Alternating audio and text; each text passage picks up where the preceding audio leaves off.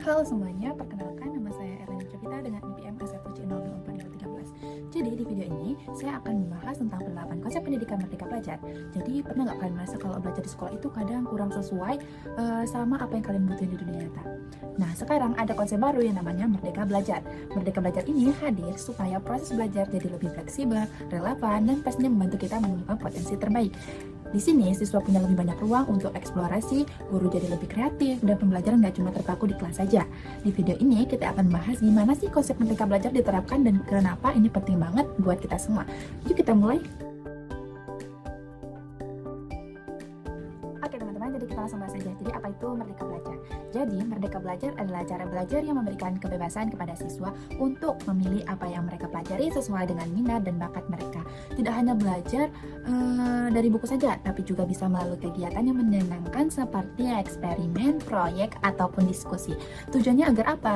Agar siswa lebih aktif, kreatif, dan senang dalam belajar. Selanjutnya itu, mengapa merdeka belajar itu penting? Yang pertama itu untuk meningkatkan motivasi belajar, siswa jadi lebih semangat karena merasa belajar itu menyenangkan. Yang kedua, mengembangkan potensi diri. Siswa bisa menemukan bakat dan minat mereka sejak dini. Yang ketiga itu mempersiapkan siswa untuk masa depan, siswa menjadi lebih mandiri, kreatif, dan siap menghadapi tantangan. Nah, mungkin kalian berpikir nih, bagaimana cara menerapkan merdeka belajar di sekolah? Tentunya, yang pertama, buat suasana belajar itu lebih menyenangkan.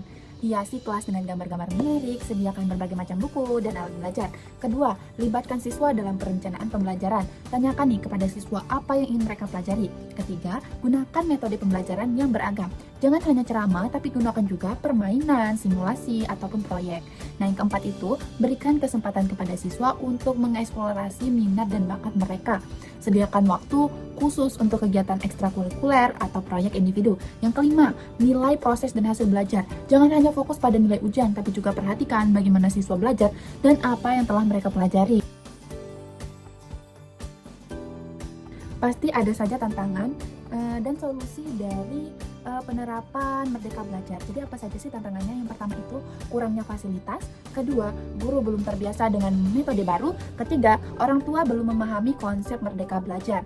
Nah terus apa solusinya? Jadi solusinya yang pertama, bekerja sama dengan orang tua. Yang kedua, mengikuti pelatihan untuk guru. Yang ketiga, mencari sumber belajar yang murah dan mudah diakses. Oke, langsung saja kita masuk ke contoh penerapannya di sekolah. Yang pertama itu ada sekolah penggerak. Guru bebas memilih metode belajar yang sesuai dengan kebutuhan siswa seperti project based learning. Nah, yang kedua itu ada kampus merdeka. Mahasiswa bisa magang atau belajar di luar jurusan selama 1-2 semester. Yang ketiga itu ada kurikulum merdeka. Siswa memilih proyek belajar sesuai minat, misalnya membuat video sejarah atau eksperimen sains. Yang keempat itu ada asesmen nasional. Ujian diganti dengan tes literasi, numerasi, dan survei karakter. Nah, yang kelima itu ada belajar di luar kelas. Pembelajaran dilakukan di lapangan, museum, atau komunitas lokal. Keenam itu ada zonasi sekolah. Pendidikan lebih merata sesuai siswa dapat akses sekolah.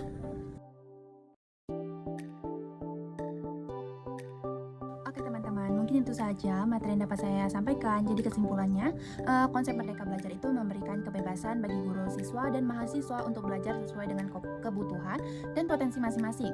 Pembelajaran menjadi lebih relevan dengan dunia nyata, fokus pada pengembangan karakter, serta memberikan akses pendidikan yang merata. Dengan pendekatan ini, pendidikan bertujuan menciptakan generasi yang kreatif, mandiri, dan siap menghadapi tantangan masa depan sesuai dengan nilai-nilai dalam profil pelajar Pancasila. Oke, jadi mungkin itu saja video dari saya. Sampai jumpa di video selanjutnya. Bye-bye guys!